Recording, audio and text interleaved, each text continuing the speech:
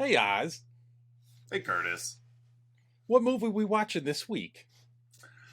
This week to kick off January 2023 in a new theme, we have Men in Black International combined with Gladiator and a healthy dose of Step Brothers. It works. This week to kick off a new theme, we are starting with Thor Ragnarok.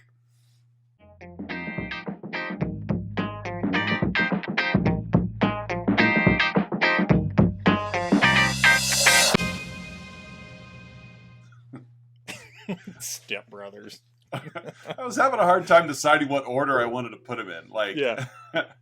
But I'm like, yeah, that'll work. Did we just become best friends?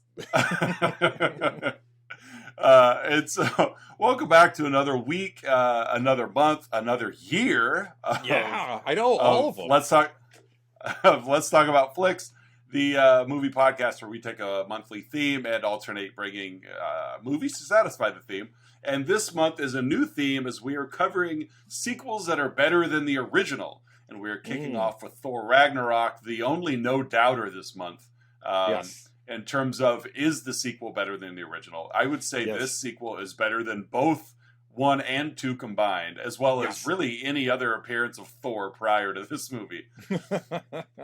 Except I agree completely. Except Vincent D'Onofrio in Adventures in Babysitting. Yes, he's the ultimate Thor. That's not MCU canons in that one. Yeah, that's not. He's not canon. So not as Thor anyway. He is canon as Kingpin, but not as Thor. Yes, he is canon as Kingpin, but not Thor as Kingpin. Right? No.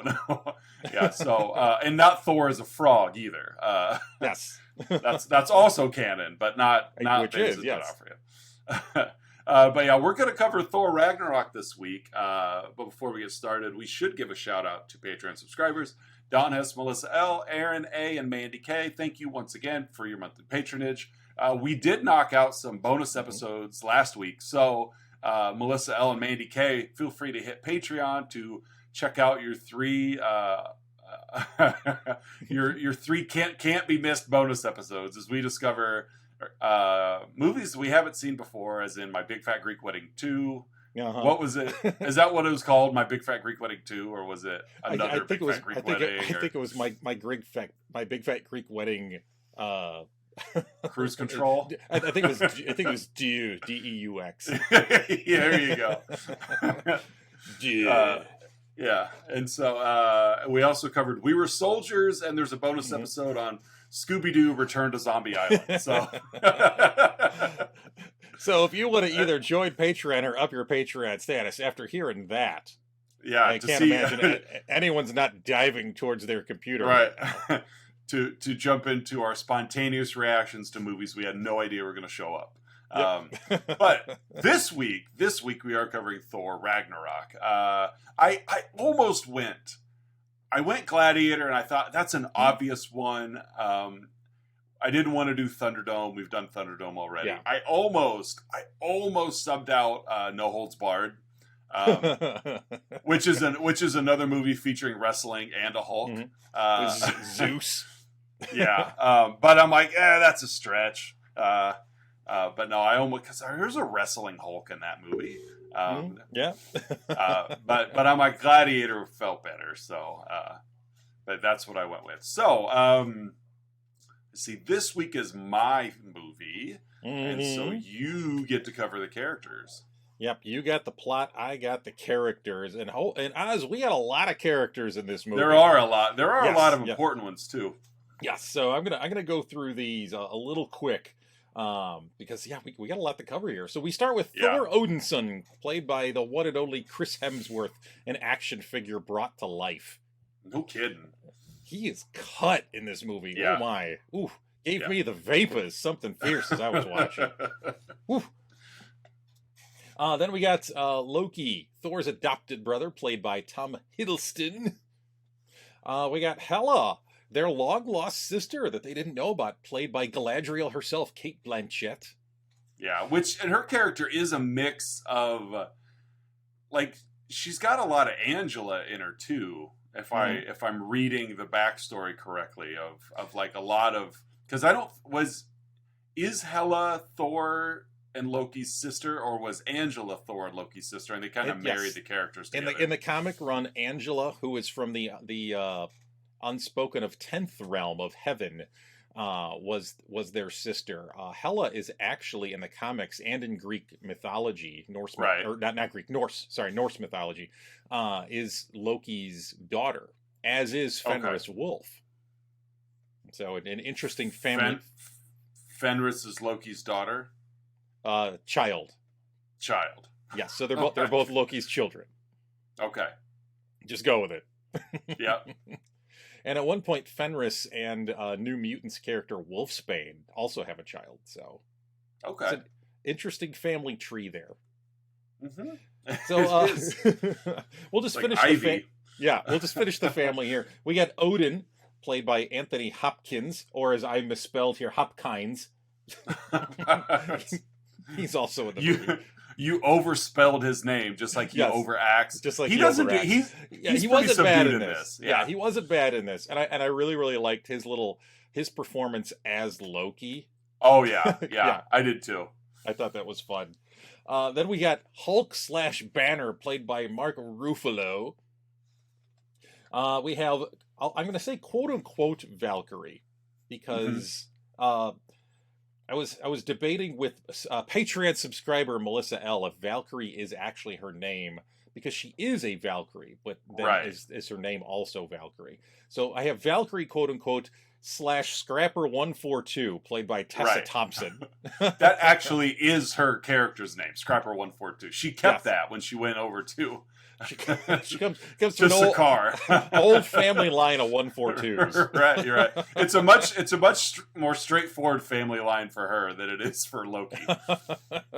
It's an Armenian name, 142. It's my family dog. Oh, is it your pet? No, it's my child. It's my family dog. Then we've got the Grandmaster, played by Jeff Goldblum at his Jeff Goldblumiest. Exactly. It's not really the Grandmaster. It's Jeff. Just be yourself. It's Jeff Goldblum. Here's some bacon. And just go be Jeff Goldblum for a while here. I think Jeff Goldblum just showed up on set that day, and they're like, "Fine, put him in. He's already dressed for the part." He just wandered onto the shoot itself, already dressed as the Grandmaster. We've got Heimdall, going back to some of the Asgardians. We have Heimdall, played by Idris Elba, another actor who gives me the vapors. There's a lot of hunky men in this movie. Well, yeah, the Thor movies definitely have the hunkiest cast, I would say. Another hunky man, Karl Urban, plays Scourge. Love me some Karl Urban. That guy's great. He is good. I'm going to mention them just to mention them because I think it's funny. The Warriors 3. Fandral, Hogun, and Volstagg, played by Zachary Levi, Ray Stevenson, and Tanadobu Asano. Blink and you'll miss it. Yeah. Fandral, Zach Levy, who went on to be... what's his name? Shazam, yes. Literally, his only line in the movie is, "Yeah!" Yeah, they're short-lived. Yes. Then we got Benedict Cumberbatch as Dr. Stephen Strange, making an appearance in a Thor movie. And then, just because I like to make these references, we have Surtur, a giant fire demon, the Lord of Muspelheim, voiced by Mr. Krabs himself, Clancy Brown. And we have Topaz, the Grandmaster's kind of assistant general, whatever. I love her. Played by Rachel House, who is Moana's grandma. And I did see that. And coincidentally, my child is upstairs watching Moana right now. So right, coincidentally, nice. Coincidentally. All right, well that's it for the show, guys. That's our cast. We'll see you next week, folks. Oof. All right, Oz, what do we got for the plot of I think what you and I would agree would be minimum top 3 MCU movies. Oh, yeah, easily, for sure. Plot-wise, we open with Thor monologuing in a cage. He's been captured. in MCU timeline, this movie takes place a couple of years after the Battle of Sokovia, which was Age of Ultron, correct? Yes. Age of Ultron, yep. And so this is all pre-snap Thanos. Hold your tongue there. This is all pre-Thanos storyline. But it's that weird zone of like, we've had a couple of Avengers movies, but now we have to kind of scatter them out and get some more independent stuff going. But at the same time, and we'll get to this in just a few minutes, there has been enough storyline going on that we have characters that have been introduced that are now popping in and out of different, the days of phase 1 are gone, where Iron Man was only Iron Man in his movies and Thor was only Thor in his movie. Now we've got to drop other characters in, and that, whether that's your taste or not, that's what they have to do. So anyway, a couple years after Sokovia, Thor has been imprisoned by Surtur, and he's monologuing, and we don't know yet if this is going to be a comedic movie. Assuming you haven't seen the trailers at all, he's kind of just mumbling to himself. You could tell that he's just alone, and it cracks me up every time. But the first real dose is we find out he's talking to just a skeleton that's sharing the cage. That he's sharing the cage with him. And when he asks him a question or makes a statement or whatever, and then the camera cuts to the skeleton and his jaw just drops open. Yeah, his jaw literally drops. And so that's really right there is the first time you're like, okay, this movie is going to be funny. It's got some humor, and it's a well-timed humor too. Yes. Not just... Go ahead. I say, and that actually reminds me, in a way, speaking of humor, I just realized there was a someone who has a couple of roles in the movie that I just realized I forgot my character rundown. Taika Waititi, the director, also the voice of Korg, the Cronin. Yes. Yeah. But yes, this movie, very early, if you're familiar with Taika's stuff, just oozes of Taika humor. Oh yeah, and we've done one Taika Waititi movie already in Mockumentary Month when we covered What We Do in the Shadows, and so it's just the dude is genius in terms of humor. And I understand it's not for everybody, but it is for us. Like, he tickles my funny bone. So, like I said, Thor captured by Surtur, drops out of his cage and Surtur is Surturing. Like, he's, sitting in his throne. He's this giant fire demon. Yes. And he's talking and Thor's, dangling from this chain. And as Surtur is, again, monologuing, like Thor's just slowly rotating, but then it gets to the point where his back's turned. Oh, hold on. Just wait. It'll come around. Yeah, just wait to spin back around. And kudos to Taika Waititi and to Chris Hemsworth, because prior to this movie, Thor really was just kind of a dud. He's just this.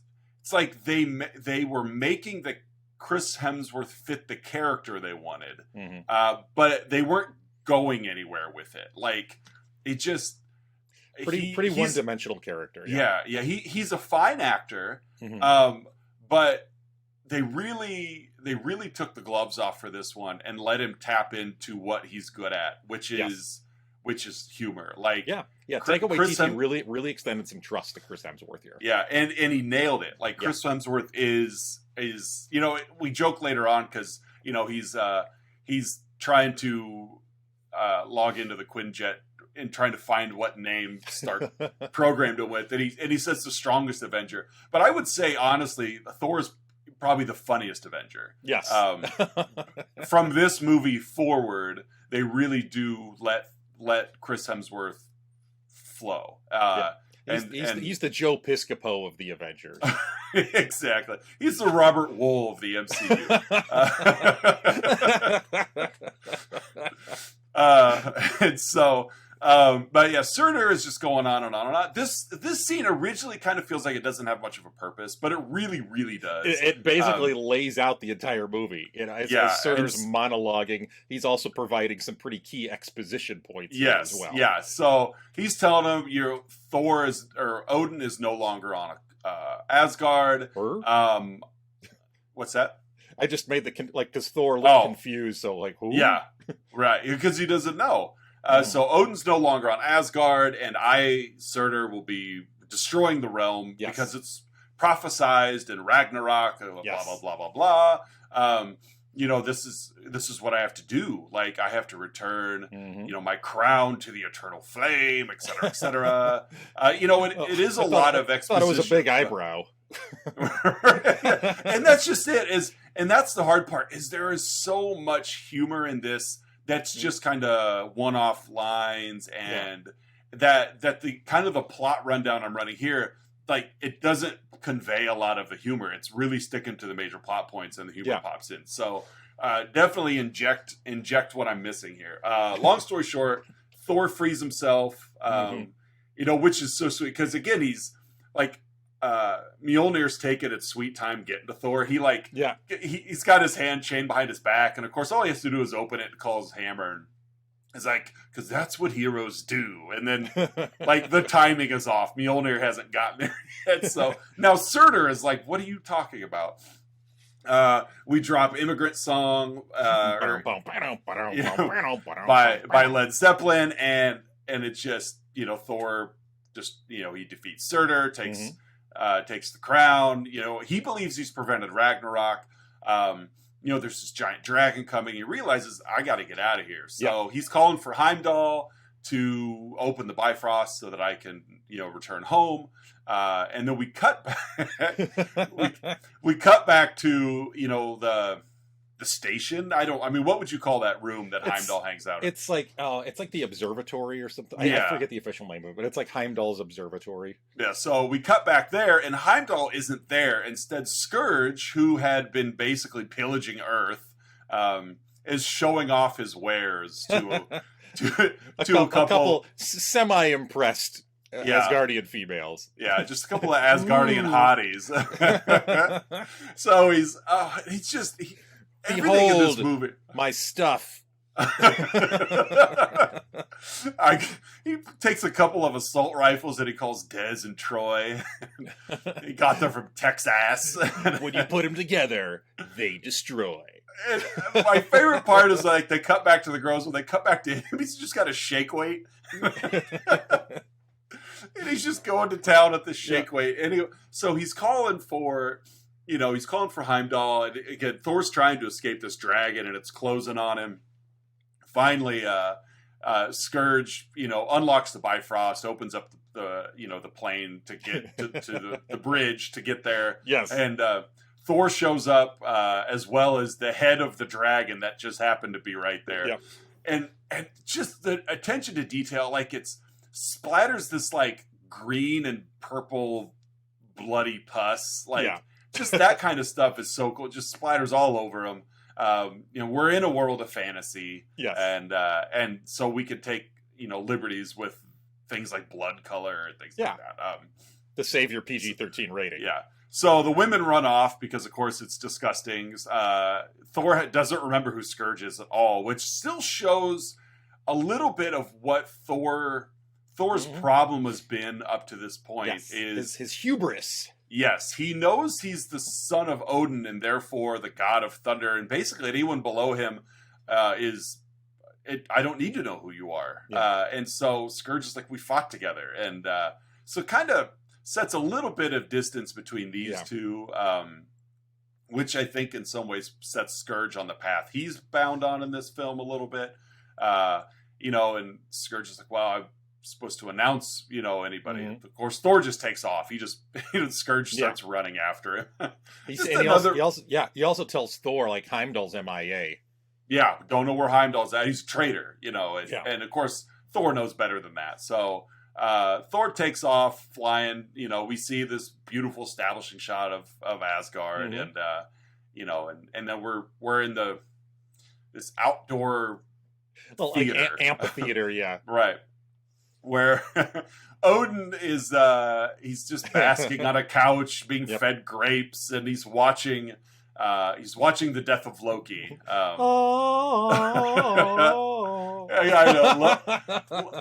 It's just so dramatic. Loki, played by Matt Damon. Thor, played by Chris Hemsworth's older brother. It's just goofy and fun, and it's purely for Odin's enjoyment. Same Odin, Odin, quote unquote. Yeah, exactly. The same Odin who Thor just found out is not on Asgard. So who is this Odin? Who? Yeah, of course, it takes zero time at all for anybody to figure out who it is. But the Asgardians have no clue. They think it's Odin. So Thor shows up, and it's just Odin when he sees him there. He goes, "Oh crap! Oh poop!" And it's just Anthony Hopkins really did a good job with this part, because it's outside of how Odin normally acts, because it's not Odin, it's Loki acting. The mannerisms, the voice. Kudos, tip of the cap to the subtle performance by Anthony Hopkins in this. Very much so. So Thor, he sniffs out immediately that it's Loki. Who else forces would it be? Forces his hand. Of course, he's working hard to keep up the disguise. Finally, he just throws Mjolnir and then stands behind Odin, forcing Loki to reveal himself. And he does, and of course, then Asgard is a little more irritated because they've been had. And so, he exposes him, and so we got to go find Dad. We gotta, and of course Loki doesn't want that. I don't want Odin back. I am happy with what I'm doing. Yeah, just eating grapes, lounging in the chase lounge, and watching a dramatic performance of him as a hero. Right. Yeah, I'm totally fine with this. So I'm a trickster. So mischievous. Matt Damon did a gread job with it too. It was just, this whole thing was fun. So they got to go find Dad. They left. They head to New York. Because that's where Odin was apparently. Of course, the building that he was left at is being torn down. Doctor Strange throws a portal up, sucks Loki into it, leaves the card. Yeah. So Thor goes. Another little fun scene here. Thor goes to the Sanctum Sanctorum. And just this really cool editing of the time shifting here. This scene doesn't work if they don't edit it correctly. Yes. And so Doctor Strange is basically there to tell him your dad's in Norway. Yeah. I mean, that's the only purpose for Doctor Strange's character in this movie, is to say Odin's in Norway. Okay, so and find him and get out, because Strange has now basically established himself as like the keeper of Earth, of Midgard. He's their magical protector, and so get your dad and then get out of my realm. Yeah, you got to get out of here. So they do. He opens a portal, shoves them in, because Loki has this little, I've been falling for 30 minutes. Just very well done and understated humor out of everybody given the opportunity in this movie. And I do attribute all of that to Taika Waititi. Yes. Taking a risk, as well as, Marvel execs letting him do it. Because this is a lot different than most of the other MCU stuff that's been done before. It's a very silly sense of humor, very kind of whimsical in some ways, and you don't get a lot of that in superhero movies. No, they've done other things to this point. We got our our espionage thriller with Winter Soldier, and but really up to this point they were still laying the blueprints for what they wanted the MCU to look like. Yeah. And this is the first one where they were like, I just felt like they made an executive decision that if we're going to stretch out and include more characters, we're going to have to include more genre. Yeah. We can't just have everything be an action movie. Between this and James Gunn's Guardians, they were the two that really kind of broke the mold and broke away from what the MCU had already established. Right, and I don't think the Ant-Man movies work as well without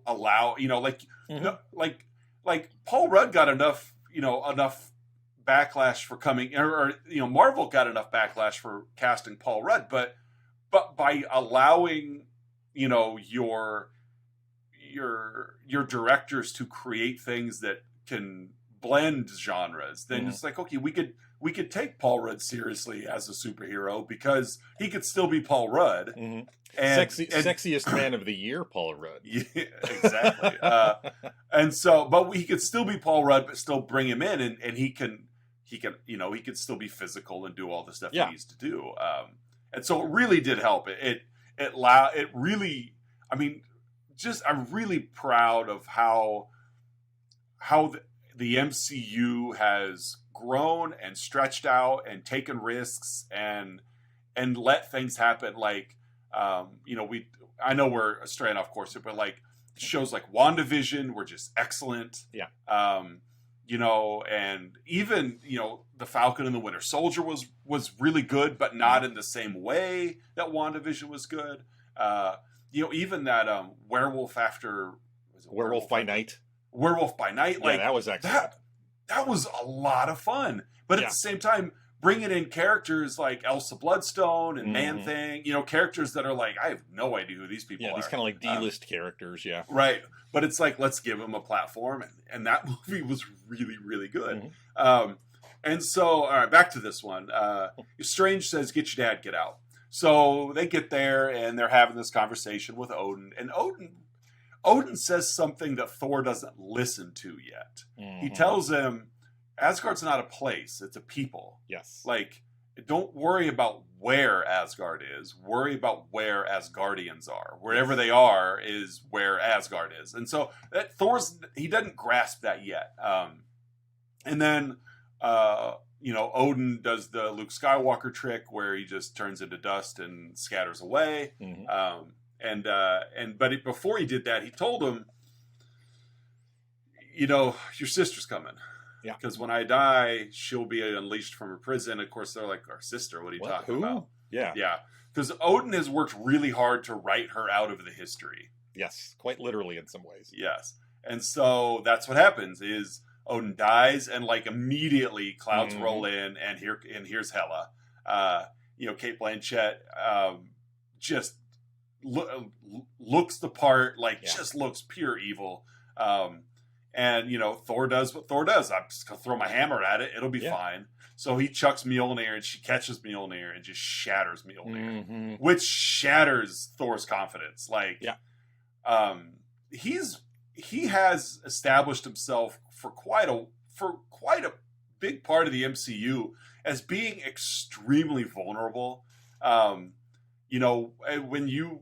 When you, like you mentioned earlier, his hubris, when you've got the ego of a god and can't win, it really takes a toll on you. It's going to shatter the old confidence pretty quick. And so that's happens with this one. So Hela shows up and she's basically like, I'm back, And they don't know. And she just looks at him and says, kneel. Yeah. Yeah, she originally it was scripted. She said kneel before Zod, but it didn't fit. And then Thor trapped her in a big yellow garbage bag. Yeah, exactly. She says kneel, and there. I think was it Loki that's like, try again. Like, no, we don't know who you are, but she's back, and she is.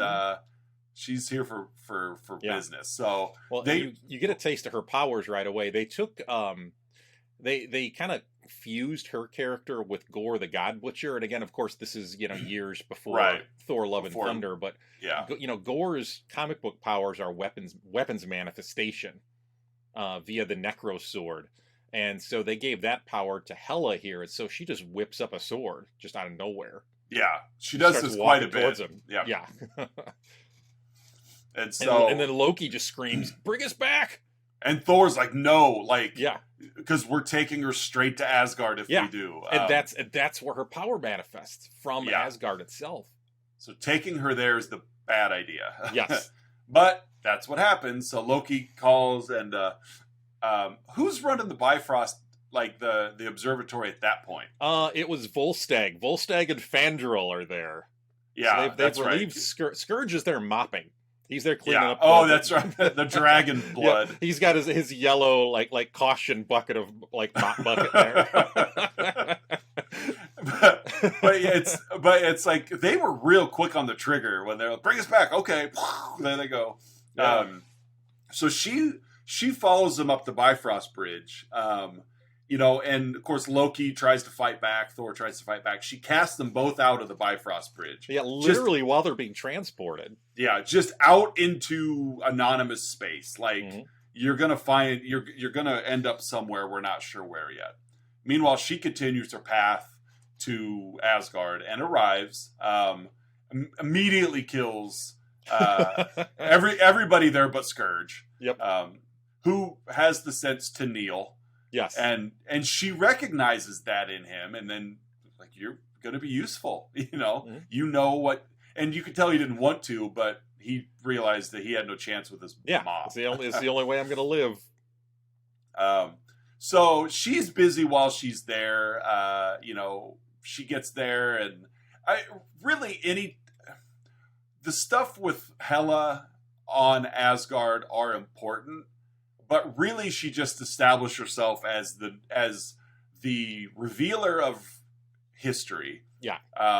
She names Scourge as her executioner. She resurrects the dead army that used to fight with her, as well as Fenris Wolf. You're right. She rescues Fenris Wolf, and just basically her plan is we're taken over. You know. That there's no reason why the 9 realms cannot be one realm, and I'm going to lead them all. Yeah. And so before she gets to do that, though, Heimdall, because they've left the observatory empty, Heimdall sneaks in and steals the sword, which doesn't allow them to transport using the Bifrost anymore. So whether he meant to or not, he inadvertently locks her onto Asgard, but also keeps Thor out of Asgard at the same time. But really, a lot of the scenes on Asgard where it's just Hela are just her telling people what to do, killing them if they don't, and, you know, just establishing fear as her leadership quality. Yeah, as I was taking my notes for this, because it kind of, you know, it's kind of like 20 minutes Thor, 3 minutes Hela, 15 minutes Thor, 3 minutes. I just compressed all of that, like Act 2 with Hela into one note section. So it's pretty much how, you're right. When they cut back and forth, and it's just more Hela being frustrated because nobody's kneeling to her. Yeah. And she can't get off of Asgard. It's like, it is what it is. But she is where she wants to be, so she wins. Meanwhile, where the fun, this is back to where the fun is at again. Yeah. We find that Thor has crash lands on Sakaar, which, again, I can't imagine how difficult it has to be for the writers in the MCU to scour the entire, like, all of the comic book lore that Marvel has pushed out there to, like, piecemeal stories together. Because it's like, you would think you've got, it seems, virtually infinite storylines to run with. Yeah. But at the same time, where do you start? You know? Well, and this one mashes a lot of them together. You know, this is... Yeah, it really does. This is part... there was a Ragnarok run. This is part Planet Hulk. Yeah. This is part Contest of Champions. Yeah. You know, there's, you know, this is part of Hela's stories. This is part Gore the God Butcher. You know, there's a lot of things they just kind of, you know, pulled little elements of and threads of. And you just wonder, like, you know, like how, you just wonder if it's almost like you've got, you know, you've got somebody there, like this nerd that just sits in a closet. Yes, I'm having this mental. I think you and I just had the same mental image at the same time. There's like this like one nerd, and it's the same nerd who in South Park was playing World of Warcraft. Yeah, exactly. Yeah, just got Cheeto dust sweaty, everywhere. Greasy nerd who's just sitting in this chair, surrounded by comic books. Like, hey, Larry. Yeah, we need to head with the script. Well, if you're going to do this, you're going to have to mix Hela and Angela's story because it doesn't make sense if you just... and Hela's going to have to manifest swords like Gore. And meanwhile, Taika's like, all right, who are you talking about? You know, like, he's just lost because it's so immense. Like, there was a TV show, it was a long time ago, And I think it was called Beat the Geeks. Okay, I remember that. Yeah, where there would be like a TV expert and a movie expert, like just these like genre like field experts, and a guy would come in, and it was almost like Trivial Pursuit, but it wasn't against cards; it was against people, and it was a lot of fun because you tried to beat the geek, like you felt like you were good in one area or whatever, but then there was this guy who was unfortunately, looked the part, he was overweight, and and it's like they were always like the geek, and they were so arrogant and so egotistical because this was their moment to shine. Thor 282, written by Walt Simonson, Beta Ray Bill. Exactly. And so, there's some guy there, or not necessarily a guy, but there's a person, and they are just the knower of knowing, and they, their name's probably Marvel or something like that. It's kind of like I just realized I was also infusing the Jimmy not Kimmel, what's his name, Jimmy Fallon's IT character. Oh yeah, on SNL. Move. It's like they had to be there. And so so back to the movie. Thor crash lands on Sakaar. Where there's wormholes all over the place in the sky. Like, this just almost seems like Grand Central Station for if you get lost in space, you end up on Sakaar. Yeah, and you get dumped on Sakaar in a pile of garbage. So Thor is here in a land he doesn't know, without Mjolnir, where he feels all his power comes from. And so, he's like being closed in upon by a bunch of scrappers, or wearing different masks or whatever. They're going to eat him. Are you a fighter or are you food? and so Scrapper 142, the aforementioned Valkyrie, which we don't know that yet. She's a slave trader. She drops in because her job is basically, I pick up new people and I take them to the Grandmaster so they can fight. Yep. And I get paid to do it. Yep. The contest of champions. And so she shows up and, kills all of the scrappers, throws a little like obedience disc, like electrification, whatever, which is odd when you got the God of Thunder and he. There's a little irony to that. the honest trailer for Thor Ragnarok kind of plays with that, and it shows how many times he gets shocked or electrocuted throughout the movie. Right, the guy who generates lightning can be shocked. He spends half the movie just going. And so she takes him to Jeff Goldblum's The Grandmaster, and to sell, and just. Oh, it's so fun. Like, everything of the Grandmaster. Like, Thor strapped to this chair when he's about to meet the Grandmaster, and they cut to this, like... It's like a Willy Wonka. Yeah. but even that, I love the narrator. It's some young girl, and she's just like, hi, it's just so... Welcome to Sakaar. Right. Where the home of all lost and unloved things. Like you. It's just so funny. You will meet the Grandmaster in 5 seconds. Prepare yourself. So he just starts screaming because it's like you have the Willy Wonka theme song playing in the background, but it gives off these vibes of like when they're on the boat and on the Chocolate River in Willy Wonka, and it's just all fear based and scary. So then we just again with the editing cut to Thor just screaming in the middle of a room, and everybody's standing around watching it. And so. This is where, we meet the Grandmaster. He uses his like melting stick to like melt his cousin or something. And... You're officially pardoned from life.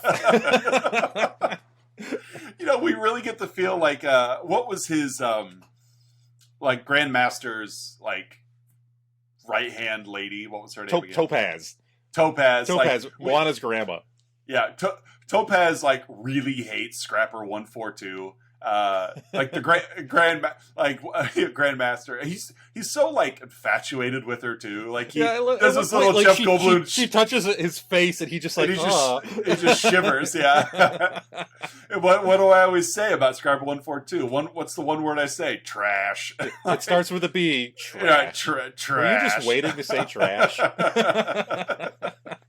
It's just so like the free form comedy. It just feels very like just unstructured and conversational, and it's just fun. I saw the trivia. I think that what Taika estimates that about 80% of the dialogue was either just completely improvised or kind of like add-ons. Right, like little ad libs, I should say. And it has that feel, like it really does. I mean, we've covered enough movies, and we've seen even more where, like, ad lib, free form, spontaneous comedy feels different than scripted comedy, and this has that feel of a Spinal Tap or any other Christopher Guest movie. And so again, Thor's there. He's going to be. I love how the Grandmaster just starts DJing at one point. Like, like the Grandmaster's kind of like narrating to him. He's making him kind of follow along because Thor's strapped in this chair. And he just walks up. There's like people dancing. And he just walks up to this turntable and just starts DJing.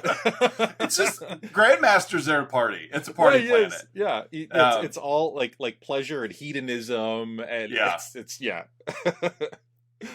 he's got a party ship. He does, yeah. It's your birthday.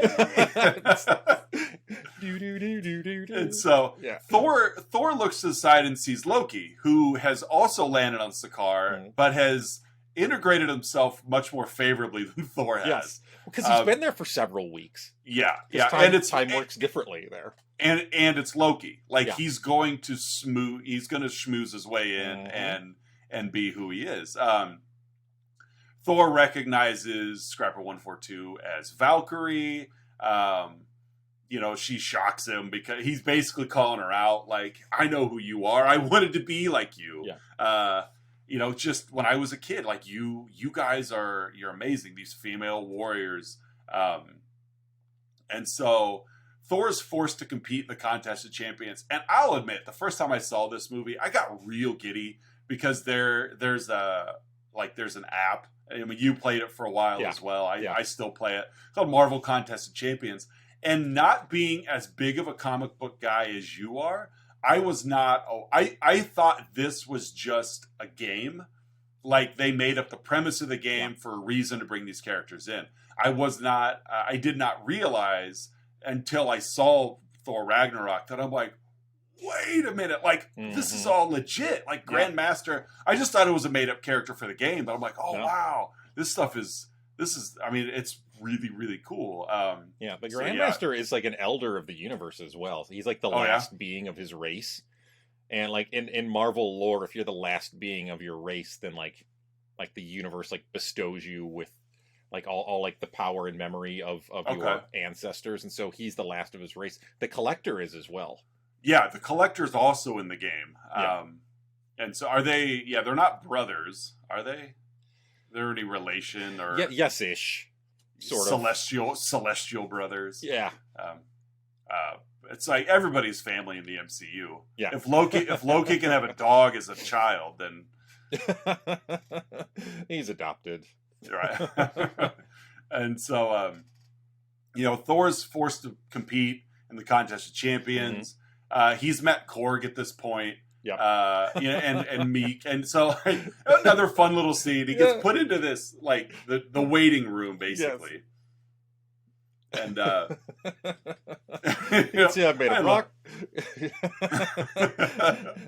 A little rock, paper, scissors joke. I love Korg. I'd start to start a revolution, but I didn't print off enough pamphlets. No one showed up except my mom and her boyfriend, who I don't like. Taika Waititi. Oh man, you mentioned in a text the other day. Like, it's unfortunate that he's been overexposed. Yeah. He's forced to fight in the Contest of Champions. There's kind of this build up. You got the Grandmaster and Loki sitting on, up in the suite, the luxury suite, with this enormous couch. Thor's there. He's ready. I guess we were talking about Korg a little bit. We'll get back to him. He's ready. Like, he's gotten a haircut by Stan Lee, and which is nice because it's like just giving him a whole different look now. Korg, he's you know, he's given him this backstory of you know, just walking him through what it's going to be like being a fighter. Like, you know, you pick your weapons. He's getting irritated because the previous people who used the weapons before him didn't clean them. you know, kind of little what we do in the shadows joke as he picks up a weapon with 3 spikes on it, and you know, he's like, I don't think this be very useful unless you're got 3 vampires huddled together. Yeah. There's a crude joke about Thor's hammer. Oh yeah. Yeah, he's explaining Mjolnir, and yeah, you're right. Like he's explaining how Mjolnir helps him fly, and and Korg doesn't quite get it. Yeah. He thinks he believes that Thor the hammer have a more, we'll say, intimate relationship. The hammer did what to you? And so you know, he basically dubs him the new Doug. Yes, because old Doug tried to go up against the champion. Yeah, the Grandmaster champion. Yeah. And so Thor heads out there, and you know, there's the build up. Everybody in the stands is pro champion. Great build up before this. Yeah. You know, they're giving him his hype speak or his hype speech of all the accolades that he's accomplished, and right before he bursts through the door, they almost drop. They say the word incredible, and then he bursts through the door, and we realize that it's Hulk. Yes, Hulk is the Grandmaster's champion. Thor is beside himself with joy. You know, he looks back up at the Grandmaster. He's like, he's a friend from work. You know, which is awesome, because I know you know this. We'll drop it in anyway. Like there was like a Make-A-Wish kid that his wish was basically to be on set, and he was on set. And this like, he's a friend from work line was provided by this kid. And even Taika's like, his perfect line. Like, I almost like mild frustration. Like, why didn't I think of that? Like, it's just so good. And so that's fun that's in there, because unfortunately, you know, Make-A-Wish kids typically don't have the longest lifespan. So I'm glad that worked out, and it is kept in this lore, because it was a great line. Yeah, he's a friend from work. and the Grandmaster's just like, what? And Loki's literally scared stiff. Oh yeah, because 1, he's already afraid of Hulk, but 2, he realizes this isn't working out for me. And so Thor recognizes Hulk, but Banner has been Hulk for a couple of years now. Yeah, since he fled from Sokovia in the Quinjet at the end of Age of Ultron. And so he's been on Sakaar in Hulk form, and Hulk doesn't necessarily recognize Thor right away. Or, you know, it takes some warming up anyway, but his job is to win. And so these two have just an absolute knockdown drag out. You know, just back and forth. You know, it wasn't the quick and dirty win that everybody was expecting. Thor gets a shot in on Hulk, and it immediately quiets the crowd. Yeah. And so these two are going at it, and it looks neck and neck. And Thor, at one point, like Hulk is just hammering him, and Thor really tips into overload. It's like when Lincoln Hawk and Over the Top turns his hat around backwards in the arm wrestling matches. Basically, that's where Thor hits here. And Thor, his eyes kind of turn almost like they roll back Undertaker style, but not really. They turn white, and then he choke slams Hulk. Despite being half his size, he picks him up anyway. He just sits up at his waist while his legs remain straightforward. Paul Bear is there for some reason. I was gonna say, you got Paul Bear. Paul Bear and his chins are over there. But no, he summons lightning like he's never done before. He's having every crack from Hulk. He's got these flashbacks to Odin, and he just summons all of this lightning and just starts beating the heck out of to the point where Thor has channeled a version of himself he's never done before, and this form of Thor is practically unbeatable. And so, he's just about ready to lay it on Hulk, and then Grandmaster hits the little obedience disc and shocks him. Yeah. Which, the whole crowd just kind of, Yeah, because he just falls over. He just got and then falls over. But Grandmaster's controlling the narrative. Hulk then jumps 300 feet in the air and comes crashing down. I love at the end of that little shot where he jumps up in the air, you see Hulk coming down at him from Thor's perspective. And, and there's a shot in there I call the Raimi shot, where he quickly puts his arm up like to block it, like to block Thor coming down, and then it cuts away, which is a very Sam Raimi kind of. Oh, very much so. But yeah, we cut back to Valkyrie, who, she's up in her ship watching from above and realizes once Grandmaster shocks Thor, because again, she did her job. She sold him, as a contestant, and realized he had a chance. Yeah. And then when she sees Grandmaster controlling everything, she kind of throws her bottle away and gets frustrated. When she also knows who Thor is too. Yeah, she does know who Thor is, because he had called her out already as being an Asgardian, and so she knows who he is. Yeah, you should be loyal to the throne. Right. Nope. No. She's loyal to money. Mm-hmm. But she's also scared, and we find out why. Yeah. So, Thor is still enslaved, and for some reason they let him bunk with Hulk. Yeah, that's interesting choice. Yeah. So it's, in a way, it's almost like he's being treated as co-champion in a way. Mm-hmm. So he's in Hulk's apartment, I guess. It's like his room at the end of a hallway. Yeah, like his quarters. Right. So it's kind of a fun little back and forth. Thor's called out Hulk for, being Banner, and Hulk wants nothing to do with it. He's loving it. Hulk's loving life on Sakaar, because Earth didn't like him. They didn't respect him. Thor doesn't help with that either. Everybody hated you. They call you the stupid Banner. Avenger. And Hulk just, your baby arms. These two are just like throwing low blows at each other, and it's just so juvenile, but it's funny. So baby arms. Man, I'm just looking at the time. We're going on and on here.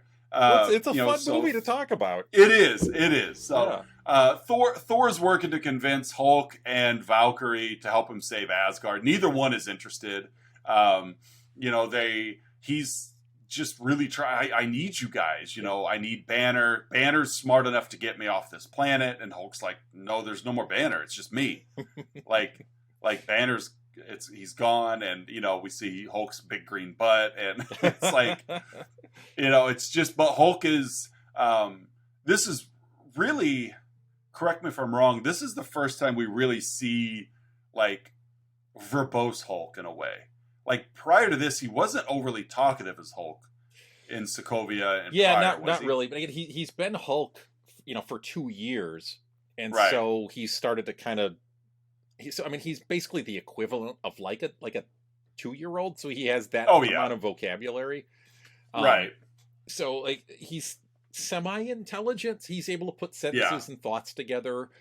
But he's clearly still the Hulk, and he's clearly still run by emotion. Yeah, and he has not yet channeled. We see this later in the MCU of being able to marry Hulk and Banner together. Yeah. Of taking the intelligence of Banner and Hulk's form. He hasn't done that yet. He's still just angry Hulk. Angry, he even says like, it's just so angry. So, Thor, he does manage to escape the palace. Hulk tells him, I came in on the Quinjet, and he points it out. It's right down there. So he's just thankfully right outside the Grandmaster's tower. It's just right there. So Thor escapes. He finds the Quinjet. He gets on there. He's basically, I'm going to get in here and fly away. Yeah. I get out of here. He can't get himself. He finally gets himself logged into the mainframe because he's trying to figure Thor, Odin's son, strongest Avenger. Access denied. Yeah. and finally, he says it again louder. Yeah. Like it misheard him. Strongest Avenger. And eventually he just kind of rolls his eyes and hates on Stark a minute and just Point Break, and then it lets him in. Welcome, Thor. As he gets in, it basically unlocks the last video from Natasha, which was trying to talk Hulk down. About that time, Hulk comes busting in the back of the Quinjet in Hulk form, which I thought was a little odd because when Hulk left Sokovia, he was in Hulk form and didn't bust up the ship, but now the ship's not big enough for him. Whatever. Yeah. So he comes busting up the Quinjet to get in, which all but eliminates the Quinjet as an opportunity to leave. He sees the video from Natasha, which we have seen Thor a couple of different times already. The sun's getting real low. That just what they've been using on, what Natasha had been using on him to talk him down. Thor's been trying to, and it hasn't been working. But once Hulk sees Natasha on the video, he just turns right back into Banner. It softens him enough. It takes that anger away. Yeah, he's the different type of emotion hits him so hard that the Banner personality emerges. And this is the first time he's been Banner since Sokovia. Yeah, he thinks he's still in Sokovia. Yeah, he does. Yeah, he doesn't know where he's at. He's completely detached from what's been going on the last 2 years. So Grandmaster sends Valkyrie and Loki to go find Thor and Hulk. Yes. And so let's see.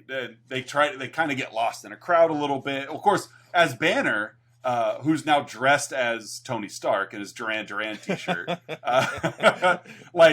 Banner's easy to hide because no one's going to find him. Yeah. Because they're looking for Hulk and it's not Hulk.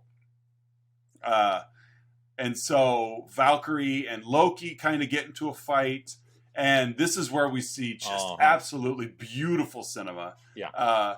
Loki basically channels her memories, forces her to relive the deaths of the fellow Valkyrie. Yeah. And was this basically taken almost image-wise straight from the comics? Is that right? I don't know. I cannot confirm nor deny if the images themselves were lifted directly from comic reference, but it's shot to look like comic book panels. Fair enough. Yeah. But it's basically the entire Valkyrie is descending on Hela to try to subdue her. I'm sure at Odin's order. Yeah. And she just takes them all out. There's dozens of like winged horses with different Valkyries on them descending, and she's just taking them all out, including the blonde, who is presumably to be the original Valkyrie character, Brunhilde, in comic books. Okay. Who Hela puts a sword through. It was trying to protect the Valkyrie that we know in this movie. Okay. And it's also presumably to be our Valkyrie's love interest as well. Okay. Fair enough. Yeah, because I know when it comes to Thor lore, you are much more knowledgeable than I am. I could hold my own enough, but I never got into the Thor. There was a classic run I actually already referenced by Walt Simonson in the 80s, which is sort of like your penultimate Thor stories there. I have yet to read that run, but I have kept up for the most part with Thor since the Jason Aaron run that introduced Gore the God Butcher, and a little bit prior to that as well. But I can hold my own, but I would not profess to be a Thor expert. Well, of the two of us, you definitely take the cake. So, so we see Valkyrie relive that horror that she lived through. That absolute nightmare.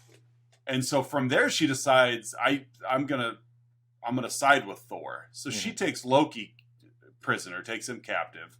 And so, basically, we're going to leave him here. We're going to go. Well, he decides Loki always looks to help himself first, even if it means helping others to get his way. So he offers up, we can take the Grandmaster ships and get out of here.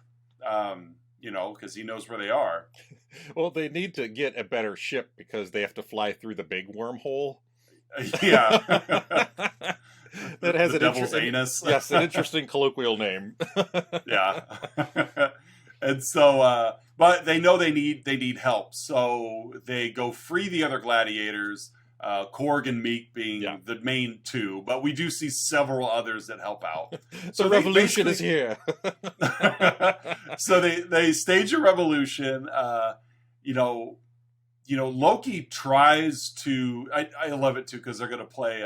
They're like riding this elevator up, and Thor gives this really heartfelt speech to Loki about like, I love you. I've always loved you. Like, you're my brother. Like, and it's just, you can tell it really hurts Thor that Loki like is just so mischievous all the time. It's just in his nature.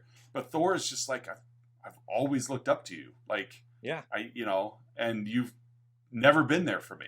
And he even like says, he finally acknowledges that like, we don't work together. I love you, but we like, it's probably best that we're not together.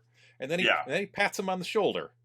Yeah, that's true. I now that you reference it, that makes sense because obviously what's coming up, I talk about in a second. But he's got this game he wants to play. Get help. Let's play Get Help. I'm not playing Get Help.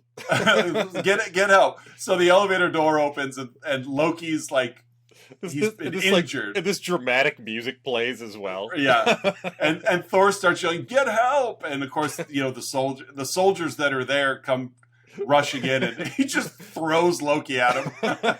My brother, he's dying. Get help!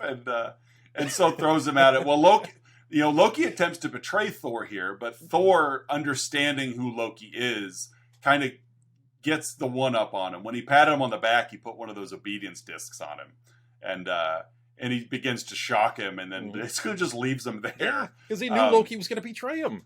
Yeah, and so he finally accepts Loki for who he is, and once he does that, got the upper hand on him. Yeah.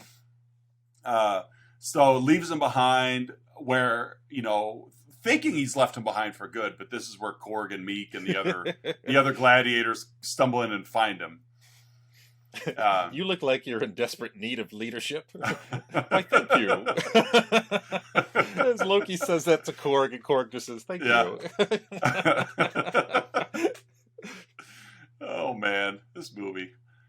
So we're getting really close to merging our two separate stories together here. Yeah. So Thor and Banner and Valkyrie escape through the wormhole to go back to Asgard because that's how they can get back. Yes. It's my birthday. Right. Yeah, there is a really cool like just fight scene. Of course, Banner is Banner. He can't help. He physically can't help. Thor and Valkyrie are, fighting off planes and fighters. Literally jumping from ship to ship. Yes. And like so... Punching spaceships. Exactly. So we get back. Hela and her crew have found Heimdall and the remaining Asgards. The forces have. She has it. But so Heimdall's fighting them off. Because they're after the sword for the Bifrost. Mm-hmm. So we get back to Asgard, and this might be my favorite scene of the movie. We get Thor and Valkyrie and Banner and Loki, and of course the Resistance fighters, Korg and Miek and everybody. Yeah. We get another, not quite yet another dose of Immigrant Song, but they land and they're doing their part. Thor goes back to basically the king's chambers, waiting for Hela. They have their little fight, and Thor's still no match for Hela. Yeah, she's clearly the superior fighter, more powerful. And so she rips his eye out, and so we've got everybody fighting on the ground. Thor's trying to fight Hela. She's winning. She's got him like bent over backwards on the balcony, making him watch as everybody's losing. But I love the Taika's use of just slow motion action in this upcoming scene because it just makes everybody look so cool. Yeah. Like, Loki and his hair's flowing looks so cool. The Valkyrie's walking away from the birthday ship. There's just fireworks firing everywhere. And she's just so cool looking. Yeah, she's walking on the Bifrost. Yeah, everybody's going to fight, Yeah, and they can't keep up. Like, this army of the dead is just too much. They're trying to get the Asgardians loaded onto the ship so they can fly them away. Because this is where Thor really grasps what Odin told him earlier in the movie. He tells him before he goes to find Hela that Asgard is a people. It's not a location. So if we can get the Asgardians out of here, Hela can have this place. That's all she wants is this place. She can have it with nobody in it. Scourge, like, covers himself up to try to stow away on the ship. He's just as yellow as he's been all movie. And Thor gets another, like, Hela's, basically got him trapped. And Thor gets another one of those crank it to 11 moments where he channels all this lightning. We hear another dose of Immigrant Song come in. And this is, Thor just goes unstoppable. What was the giant wolf's name again? Fenris and Hulk are going at it. It's kind of fun. Like, they're still flying overhead and they see the wolf coming and, see Fenris coming and Banner's like, I got this, and there's been this little back and forth with Valkyrie the whole movie that, like, they feel they know each other, but they don't know from where. So Banner's like, I'll take care of this. It's just like, where are you going? So he just like jumps dives, swan dives from above, and we're fully expecting him to land in Hulk form, but he doesn't. He just lands with a thud, and it's just Banner. How he didn't die, I don't know, but whatever. And so Fenris kind of sniffs at him and then goes on. Well, then he does Hulk out. And so he goes and attacks. So it's just everybody's fighting everybody now. Hulk, or they get the ship away. Scourge finally, like, mans up a bit and shucks off his trench coat that he's been hiding under, and he's still got Des and Troy. He's been hiding Des and Troy underneath the trench coat. Yeah, and so he helps, and they free the Asgardians, but we're left with Hela to deal with. Because. Loki's like, just hit her with a lightning blast. And he's like, I just hit her with the lightning blast of all lightning blasts, and it didn't do anything. So then Thor's like, wait a minute, I'm in a movie called Thor Ragnarok. Yes. So he tells Loki what they need to do. You need to go down to like the trophy room, and you need to take Surtur's crown and put it in the eternal flame. That'll spark Ragnarok. Yep. And give Hela somebody to fight. And that's basically what happens. They line it all up, and Surtur comes, he comes growing, and he's just monstrous. And Hela and Surtur get into a fight so the others can escape. Hulk decides he wants to fight. Big monster! He's so disappointed that Thor calls him off. He is. He would. And so they do escape. They escape Asgard. Korg's like, oh, it's not too bad. You don't save the foundation. You could always rebuild. Boom. Then it just blows up like Alderaan style. And there goes that idea. And so they're just headed somewhere. So we've got Thor, who's now the king, Valkyrie, Loki, Korg, who's carrying Miek, who thought was dead, but he's not. He stepped on him earlier, and but he comes back. And, hey guys, Miek's okay. Yeah, because Thor, it's like, I don't know where to go. Miek, where do you want to go? And Miek's dead. Miek's dead. Miek's dead. Miek's dead. Stepped on him earlier, and but they decide to go to Earth and roll credits. Yep. Mid credit scene. They're on the Grandmaster spaceship still, and they get intercepted by a large spacecraft. Thanos' we don't ship. see who's on. Yeah, we don't see who's on the spaceship, but we will soon, and it's Thanos' ship. Yeah.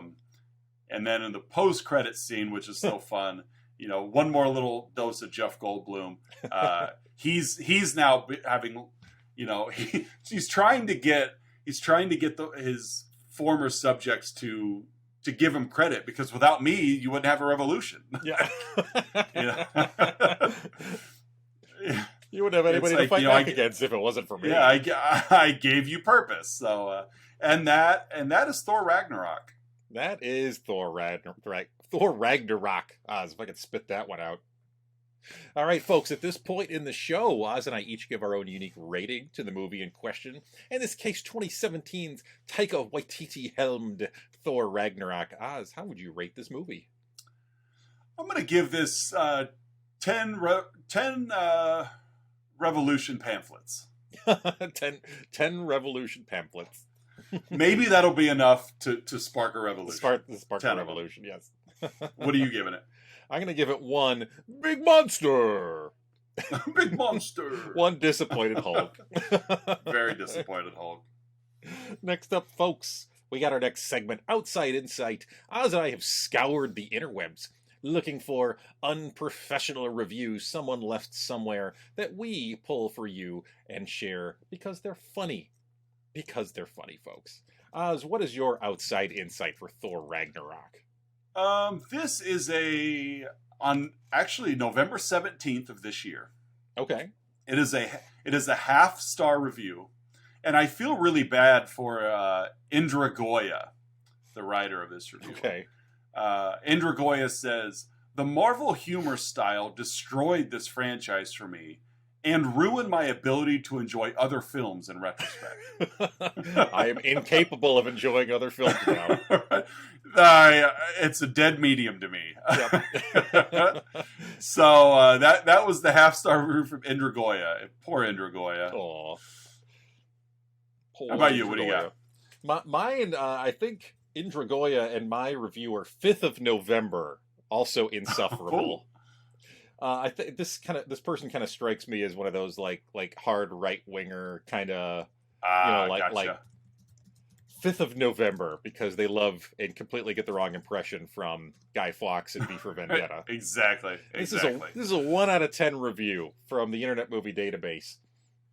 Left in June of 2018. It's about 6-7 months after the film came out, and the tagline is, "Yes, critics are sold to Disney/Marvel."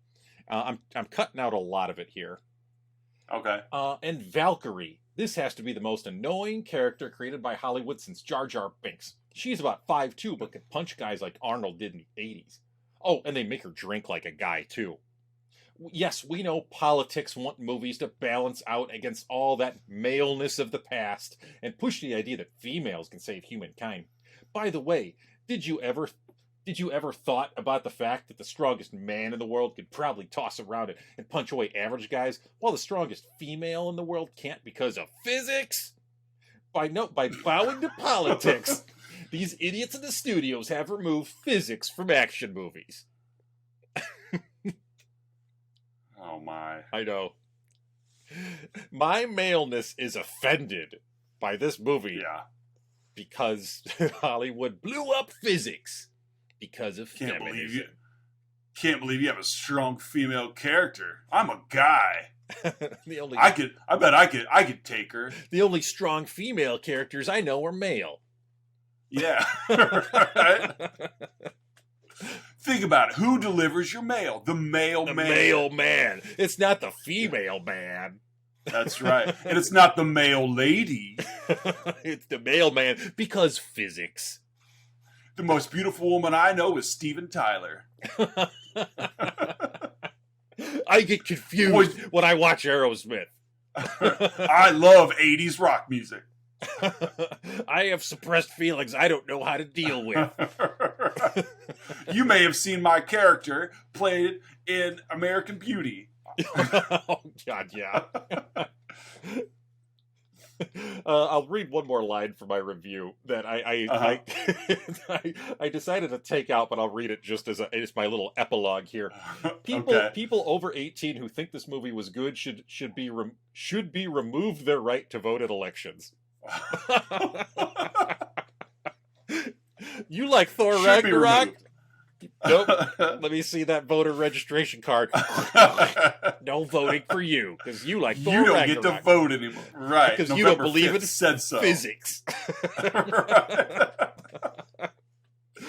Oh man, can you imagine living a life with so much hostility and anger? Yeah. I don't get it. I just don't get it. Like, does your life have that little purpose that all you could do is play victim? Well, and what what would it take? Because I like to think that everybody can be better. Yes. So, but what would it take to make a person like this better?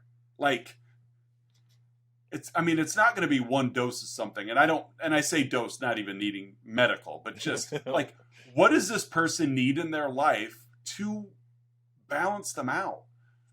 Love, acceptance. But who's going to stick around long enough to do it?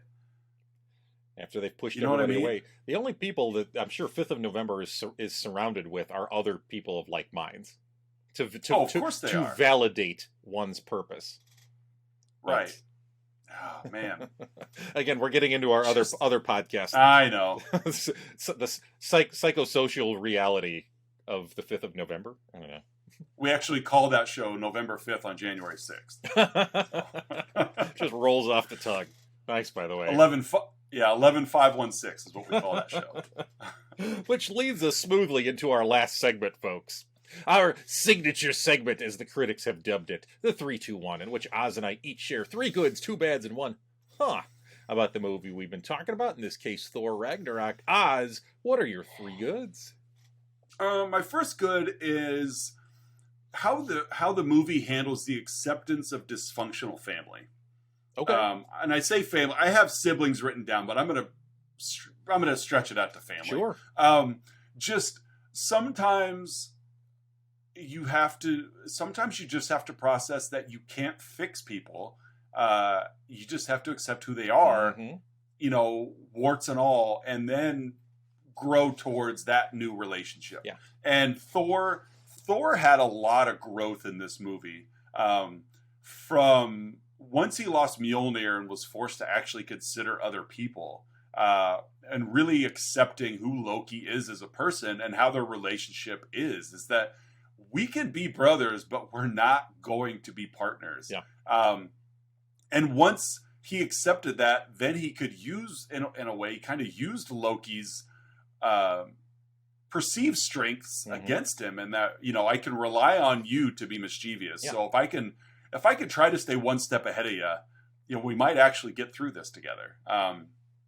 So that's my first good. It's it's just the acceptance of dysfunctional family members. My second is, and I alluded to it earlier, the Rainbow Bridge fight scene. Yeah. If you shoot that in regular speed, it doesn't hold it. But by slowing it down, it was the perfect song in the background, mixed with the perfect speed of film, and it's just such a, it's. I know you tend to at times, like, you'll jump into a movie and just fast forward to a part you want to watch. I don't do that very often, but this is one of the few scenes that I do that to. Where if I feel like it, I'll just pull up YouTube just to watch this bridge fight scene. Because it's just so much fun. It is. And then my third good is just Taika Waititi as Korg. Yeah. I love the Korg character.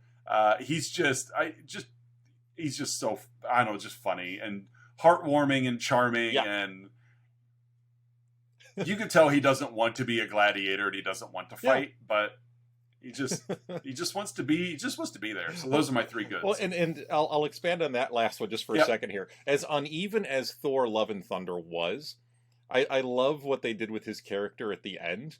How I haven't seen it. I haven't seen it all yet. So okay, I'll save it then. Okay. I will not spoil that, but it just gets a little deeper into how Cronins procreate and how they define and how they define love, and it's brilliant and simple in all the best ways.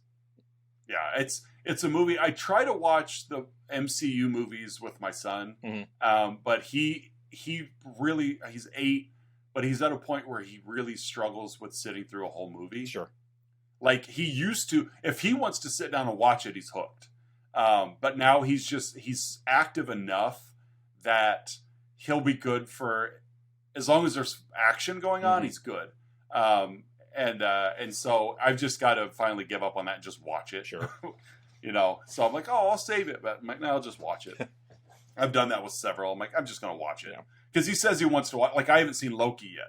Why? Because he said he wants to watch it, but then we just never sit down and watch it. So I just have to do it. Sure. So, All right, what are your goods? My goods. I'm going to start with, and this kind of spins off of your second good with the Bifrost fight scene.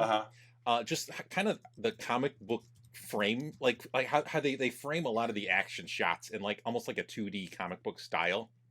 You know, like I'll just use the beginning of that Bifrost fight scene for a second, when Thor basically jumps from the tower in the middle of Asgard to the Bifrost, and he flies in kind of profile from right to left.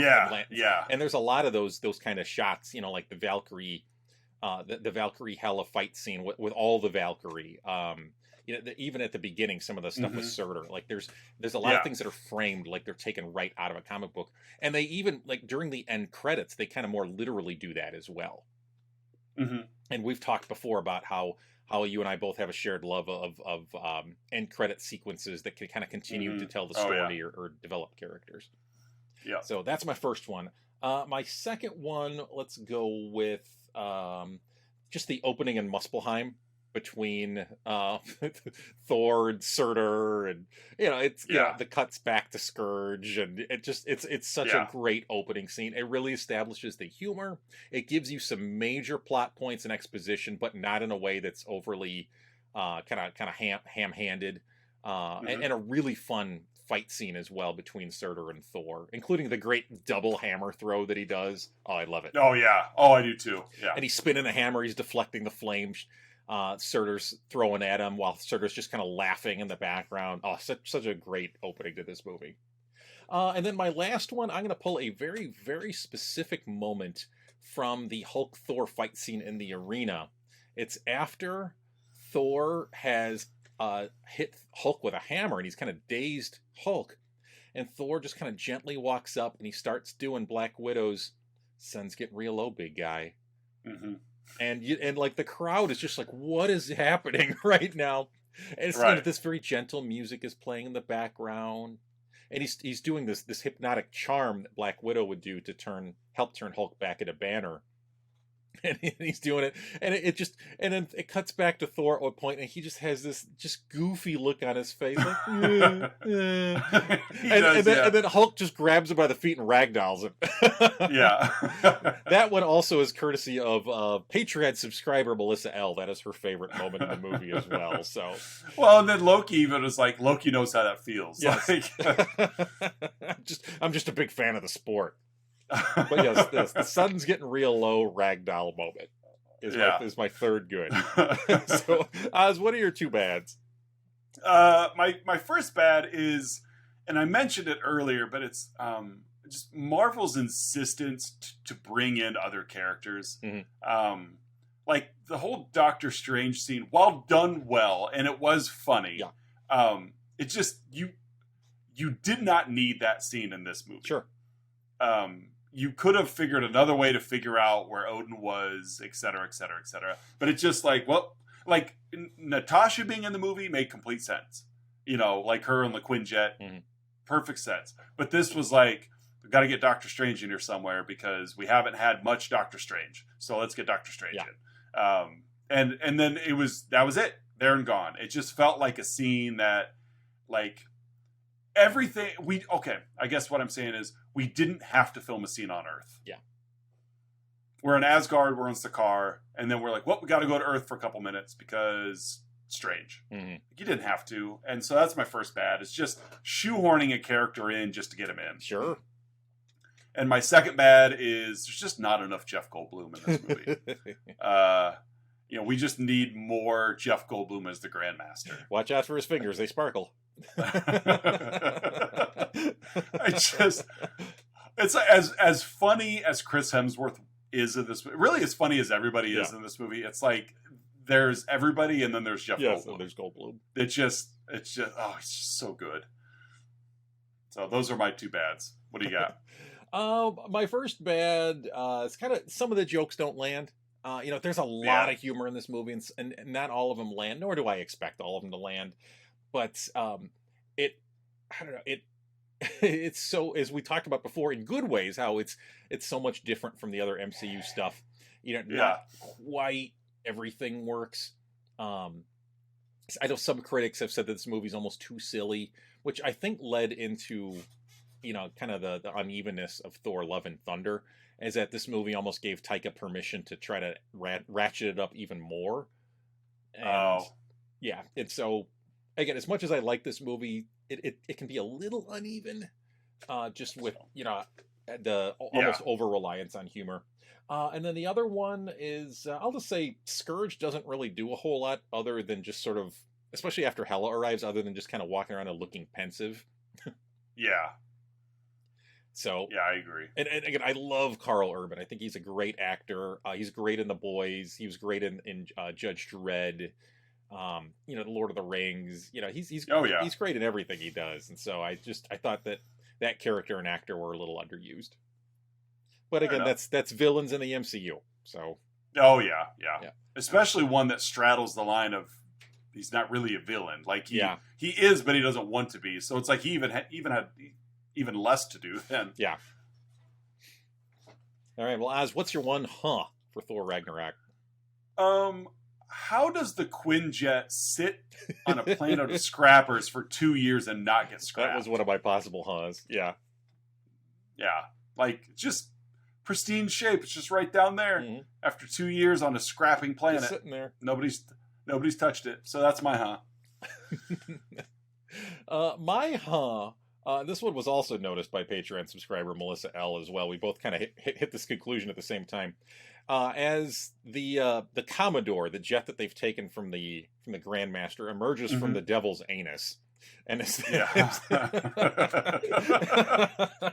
as they approach Asgard, Asgard is basically flat, with like the water kind of running off the edges. So like, how does Asgard, like, I understand it's like magic and science together and all that, and yes, not physics, and yes, clearly not physics, but like, how does it work? And is Asgard then filled with flat earthers? People who believe in the flat Earth theory, such as my guy from my Outside Insight. Yeah, exactly. November 5th. Yes. That's a good question. It's a good question. It's just, I think the water generates on Asgard the same way that it generates in Mad Max Fury Road. You just hit the lever. It's there when you need it. Yep. It falls off into space, and then you hit the lever, and then more's there. Exactly. That's how Asgard works.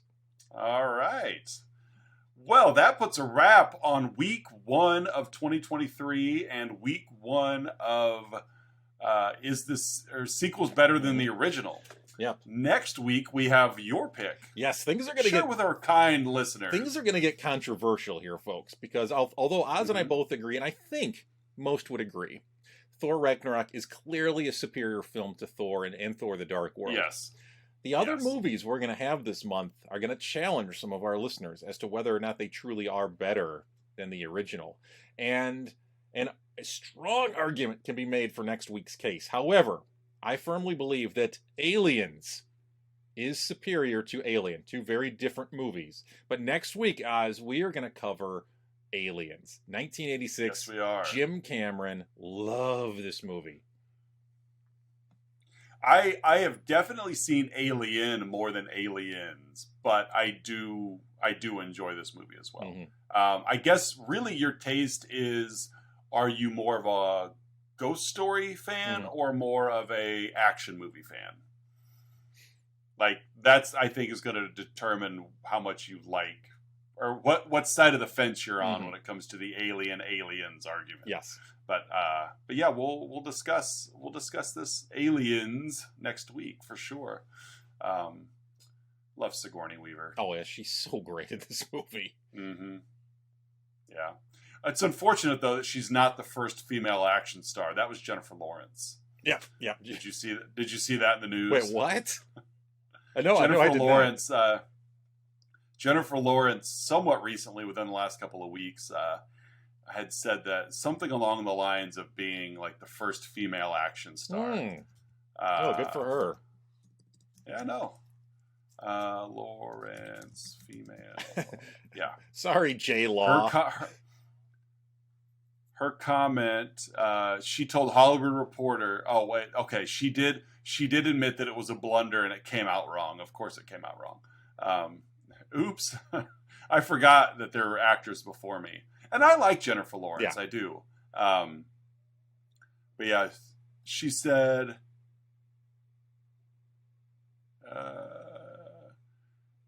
makes me so happy every single time I see a movie come out that just blows through every one of those beliefs and proves it's just a lie to keep certain people out of them. But she made a comment along the lines that, of course, this is her walk back. That's okay. Never mind. Yeah. But yeah, she walked it back, but... Still an oopsie. Yeah. Like, people were like, are you sure? Because you got, of course, Sigourney Weaver in Alien, Angelina Jolie in Tomb Raider, Uma Thurman in Kill Bill, Michelle Yeoh. Like, you're the first? Yep. Okay. First one. Yep. Somebody had to break through. Record breaker. So, but yeah, we will be back next week with Sigourney Weaver and Jim Cameron's Aliens. Social media wise, you know where to find us. Facebook, Instagram, and Twitter. Again, we have started to add some bonus episodes to Patreon. So if you are curious what those bonus episodes sound like, you can hit us up for a Patreon membership. Tier 2 for $6 a month will get you access to our entire back catalog. And so, yeah, we'll get those coming up, and we'll keep filling those in. I know we say one a month, but who knows? We may pop in a couple more now and then. And so, otherwise, yeah, that's it. 2023 is here, folks. Hope you had a fantastic new year, and we're looking forward to a... I don't know. I didn't think... You see a lot of memes out there about how awful and terrible 2022 was. It wasn't... I don't look back as a bad year for me personally, so... 2022 definitely had its struggle moments, but compared with some of the other years over the past, 5-6 years, I think it was relatively better. I think part of it for me is I don't tend to dwell too much. So, I bet if I sat long enough, I could think about awful things that happened. And there were some terrible things that happened. Sure. Wrong. But I'm like, I'm all, like my family and I were okay. So I look at it as like, I get, but that's again on an individual level. Sure. So hopefully for everybody, 2023 is better than your 2022, even if you had a great 2022. Yeah. So, all right, for Let's Talk About Flicks, I'm Oz. I'm Curtis. And we'll see you guys next week. Thanks.